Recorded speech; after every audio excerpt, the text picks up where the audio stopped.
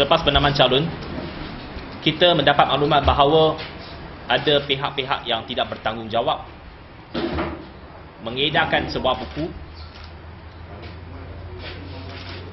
di Batu Tujuh, Jalan Pantai, di atas kereta-kereta.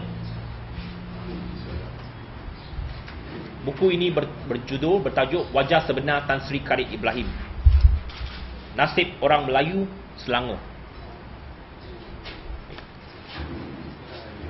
Dalam kandungan buku ini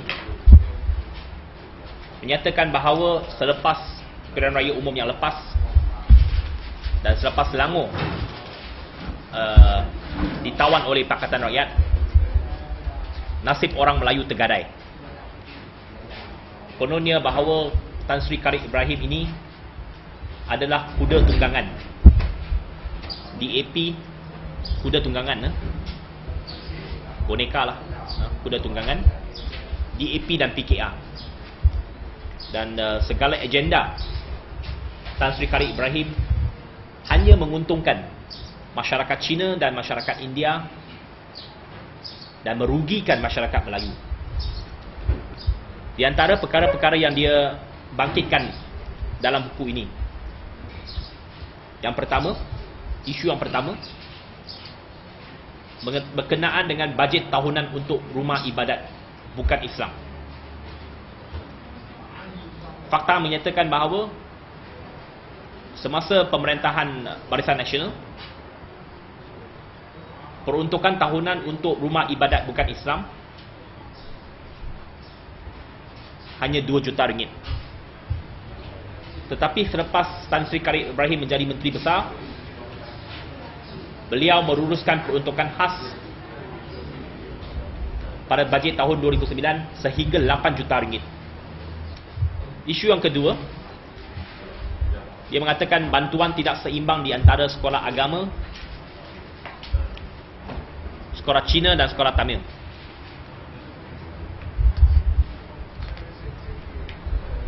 Dia mengatakan bahawa peruntukan untuk sekolah Cina dan sekolah Tamil adalah lebih banyak berbanding dengan sekolah agama. Okay, dan ada beberapa isu lain yang berkenaan dengan syarikat Melayu dan sebagainya. Saya tak mahu uraikan. Tetapi yang lebih teruk lagi, Kerajaan Negeri Selangor Pakatan Rakyat pada tahun ini telah menyumbangkan 150,000 untuk perayaan Thaipusam. Itu pun dijadikan isu. Kesannya dia kata Khalid Ibrahim ini hanya mementingkan sokongan dari masyarakat Cina dan India dan terpaksa mengenepikan kepentingan orang Melayu hanya kerana memberikan peruntukan ini kepada perayaan Thaipusam.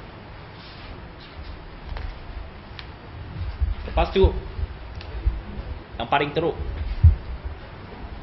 dalam isu Kugen, Kerajaan Negeri Selangor bagi peruntukan 10,000, bantuan 10,000 kepada keluarga mangsa, dan itu dijadikan isu.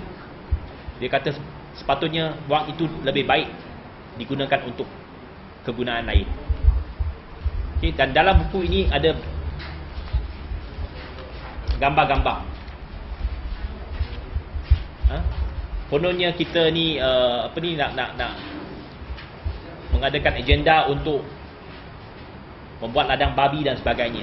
Gambar yang diguna itu langsung tidak ada kena-mengena dengan Selangor. Gambar itu saya pun ada dalam. Ini 2 tahun yang lepas di Melaka. Gambar ini diambil di Melaka, di satu ladang kinzir di Paya Mengkuang. Semasa itu isu di Melaka, ada beberapa ladang yang ingin ditutup oleh kerajaan negeri. Dan ini telah dijadikan sebagai bahan sampingan, bahan sokongan dalam buku ini, walaupun dia tidak ada kena-mengena. Buku ini tidak ada lambang, tidak ada tulis siapa yang, dia tak berani tulis siapa penulisnya. Dia berani tulis tapi tak berani mengaku. Tak ada lambang, tak ada logo parti, tak kata siapa yang menerbit. Dan ini telah menyalahi satu undang-undang, undang-undang percetakan, what they call it, Printing and Publications Act, telah melanggar kerana tidak ada Tak ada kata siapa yang penerbit, tak ada kata siapa yang menulis buku ini. Tapi buku ini diedarkan secara meluas. Saya jangkakan akan secara meluas di bahagian Penang ini. Daripada DAP, kita mengutuk sekeras-kerasnya tindakan yang tidak bertanggungjawab ini. Walaupun pemimpin yang dikutuk itu adalah pemimpin PKR, Menteri Besar PKR, Menteri Besar daripada parti PKR, tetapi beliau juga adalah pemimpin Pakatan Rakyat, dan kita bersama-sama memberikan solidariti dan sokongan kepada Tan Sri Karib Ibrahim. Buku ini menggambarkan seolah-olah orang Cina dan orang India adalah musuh kepada orang Melayu.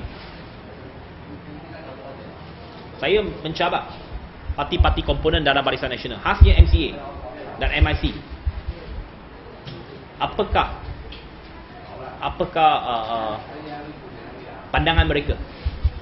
Apakah mereka, pendirian mereka, apakah mereka berani keluar mengutuk kenyataan-kenyataan yang ditulis dalam buku ini?